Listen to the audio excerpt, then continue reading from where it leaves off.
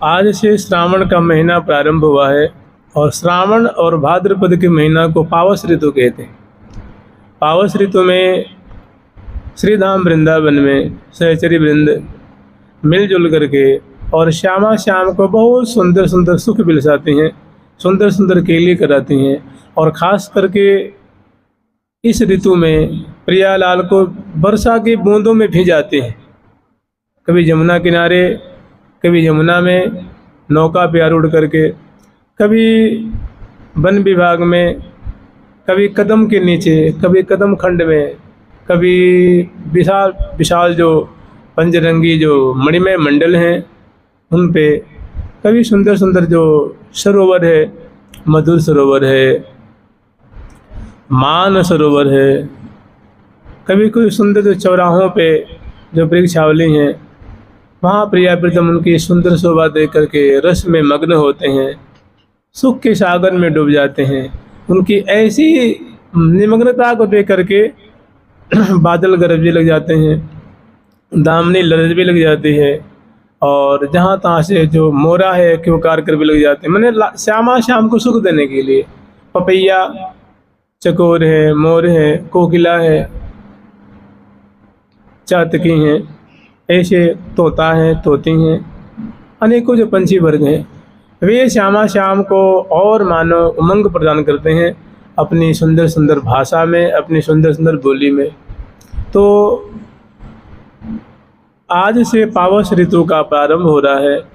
हम लोग श्री महावाणी जी में अन्य रसिकों के ग्रंथ में पावस ऋतु की बड़ी सुंदर सुंदर लीला है, सुंदर सुंदर शोभा है, हम लोग आस्वादन करेंगे। बहुत सुंदर सुंदर झांकी है और सखी जनों का वही आहार है। श्यामा श्याम को बिलसा करके, भिजा करके, उनकी छटा देख करके।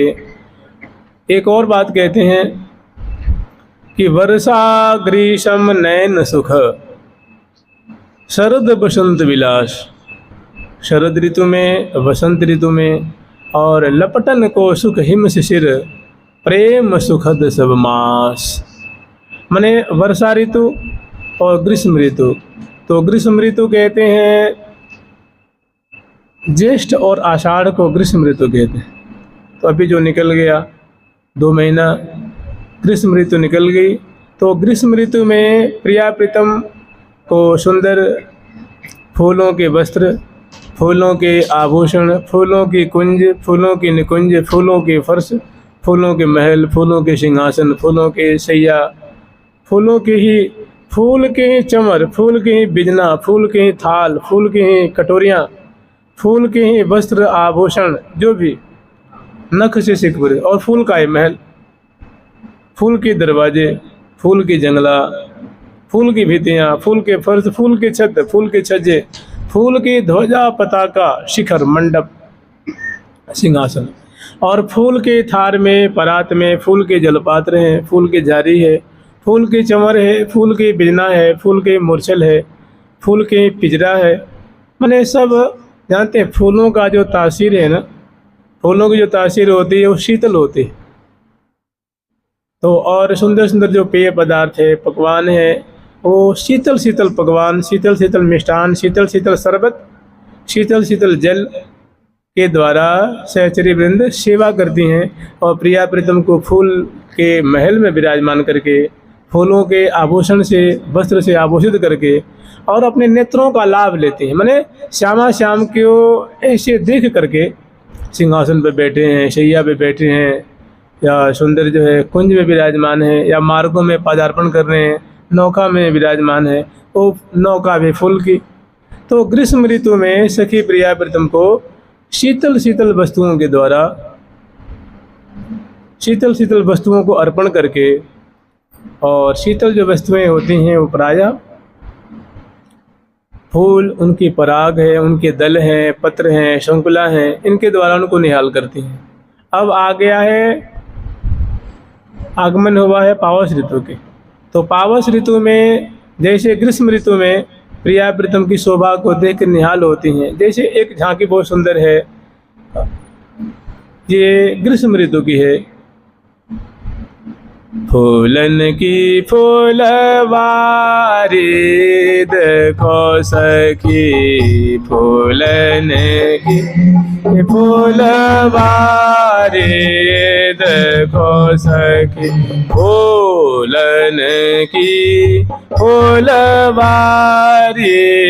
देखो सखी, फूलन की फूलवारी देखो सखी। फूल फूल महल में बैठे, फूल फूल महल में बैठे, फूले फूले पिया प्यारे देखो सखी, फूले फूले पिया प्यारे देखो सखी।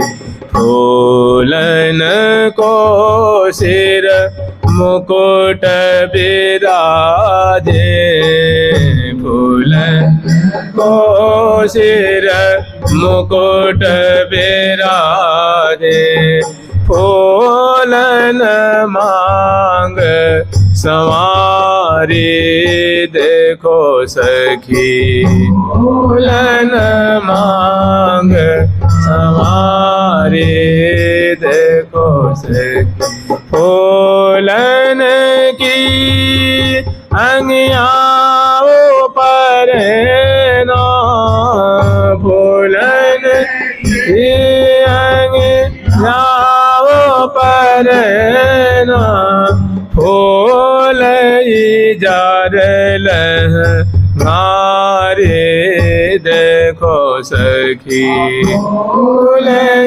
जार लहंगारे देखो सखी।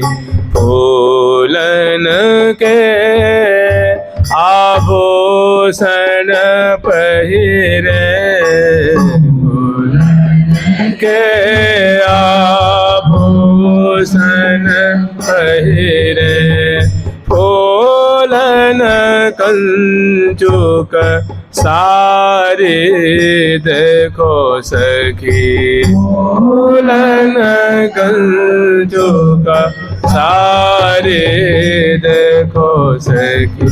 फूलन की फूलवारी देखो सखी, फूलन की फूलवारी देखो सखी, फूलन के फूलवारी देखो सखी, फूलन के फूलवारी देखो सखी।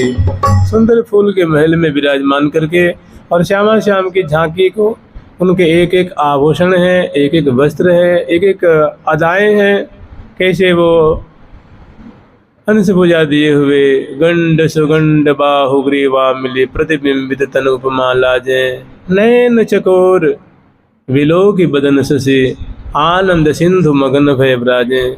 और वैसी सहचर्य बिंद फूलों के वस्त्र आभूषण धारण करके और विविध प्रकार के जो उपकरण हैं उनसे प्रियालाल का सेवन कर रही हैं। तो ये ऐसी झांकी देख करके सहचरी वृंद ग्रीष्म ऋतु में अपने नेत्रों का लाभ लेते हैं, अपने नेत्र सफल करते हैं।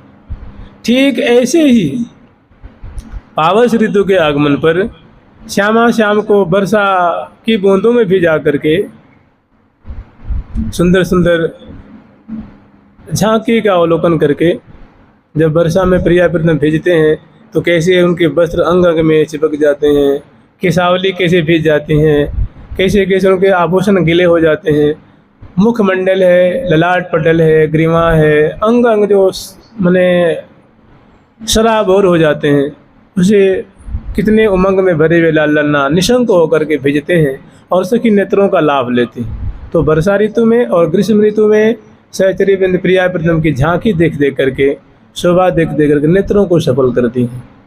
अब जो पावस ऋतु आती है ना, तो पावस ऋतु की संपदा एक अलग है, पावस ऋतु की शोभा अलग होती है। ग्रीष्म ऋतु की शोभा झांकी अलग है और पावस ऋतु की अलग है। थोड़ी पावस ऋतु की संपदा हम लोग स्मरण करेंगे। जब ही पावस ऋतु का आगमन होता है तो उसमें विशेष, अन्य ऋतुओं से विशेष हरितिमा छा जाती है। आप लोक में भी देखेंगे, लोक में मनुष्य दुनिया में, जगत में देखेंगे कि जब ज्येष्ठ का महीना आता है, वैशाख का महीना आता है, आषाढ़ का महीना आता है, तो उस समय प्राय लताएं मुरझा जाती हैं, वृक्ष मुरझा जाते हैं, अवनी शुष्क हो जाती है, नदियाँ, नाले, नहर, सरसरिताएं ये शुष्क हो जाते हैं क्योंकि उष्मा बढ़ जाती है। ऐसा लोक में भी देखा जाता है। सब जगह जो है प्रायः उष्मा बढ़ जाती है, उष्णता बढ़ जाती है। लेकिन जब ही वर्षा ऋतु का आगमन होता है तो वर्षा की बूंदों से पृथ्वी हरियाली से युक्त हो जाती है, लताएं लहलहाती हैं, महमाती हैं, वृक्ष श्रेणियां हैं वे भी ढहढहाती हैं, महमाती हैं, मानो वो हंस रही हैं, बोल रही हैं, ऐसी खुशी मनाती हैं, अवनी भी शीतल हो जाती है। तो ऐसा लोक में देखा जाता है। तो फिर प्रिया प्रीतम के धाम में बताइए क्या कमी रह जाएगी, क्या कसर रह जाएगी? कोई तो दिव्य धाम है। तो वृंदावन की जो अवनी है, सुंदर जो मार्ग हैं, मंडल हैं, रोसपटलियाँ हैं, कुंज हैं, ये पंचरंग की मणियों से स्वर्ण की कुंजें हैं और 5 जैसे नीला है, पीला है, हरित है, श्याम है, उज्ज्वल है, अनेक जो मणियाँ हैं जैसे पुखराज मणि है, चंद्रकांत मणि है, सूर्यकांत मणि है, पद्मराग मणि है, हरिण मणि है, रक्तक मणि है, स्फटिक मणि है, ऐसी अनेक जो मणि है, कांचन मणि है, मरकत मणि है। इन मणियों से श्री धाम वृंदावन की है। वृंदावन की शोभा पीत वर्ण की, जैसे सोना होता है तो दिव्य स्वर्णमयी भूमि है और अनेक प्रकार की मणियों से वो खचित है। और जब पावस ऋतु आती है तो उनकी आभा मानो लाखों गुनी बढ़ जाती है। ऐसा लगता है कि मानो वृंदावन धाम ने श्रृंगार किया है, मानो वृंदावन धाम मानो कोई नायिका है, कोई दुल्हन है, और जैसे दुल्हन सजती है तो उनकी माधुरी ज़्यादा बढ़ती है और प्यारी लगती है। ऐसे वृंदावन की यो मनो मन नखसिक श्रृंगार, ऐसी प्रतीति होती है कि मानो वृंदावन धाम ने श्रृंगार किया है। तो सुंदर पंचरंग की मणियों से सब खचित, और लताएं जो है हरितिमा से युक्त हैं। और जानते हैं जितने वृक्ष हैं तो उनकी डालियां नीलमणि में हैं, मतलब उनके जो वृक्ष हैं, जो तना भाग होता है, ये स्मरण करने की वस्तु है। प्रिया प्रीतम के स्मरण से तनिक भी इनकी कम मान्यता नहीं है, तनिक भी इनकी कम महिमा नहीं है, क्योंकि ये वृंदावन धाम की लता वृक्ष प्रियालाल को बड़ी बहुत सुख देते हैं। हमारे वृंदावन मनहर, श्यामा जो गाती हैं, ठाकुर जी से कहते हैं हे प्यारे, ये वृंदावन हमें कितना सुख देते हैं, हमारे मन को हरण करके रखते हैं, सुख के सागर में हमारे नेत्र को, हमारे कान को, हमारी नासिका को, हमारे अंग अंग को, रोम रोम को सुख के सिंधु में डुबा के रखते हैं। हमारे वृंदावन मनहरण, जहाँ की भूमि परम सुखदायक है, अति ही सुख करण, हमारे वृंदावन मनहर।